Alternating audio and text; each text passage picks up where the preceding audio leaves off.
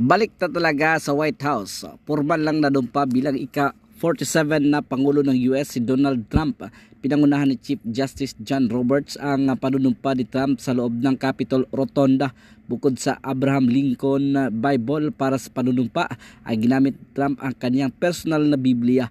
Ang sabing Biblia ay siyang ginamit niya rin sa unang termino niya bilang Pangulo noong 2017. Matapos ang panunumpa ay nagpaputok ng kanyon ang US military bilang tradisyon sa pagpupugay nila. Isinagawa sa loob ng Capitol Rotunda ang panunumpa ngayon dahil sa labis na labig ng panahon sa labas.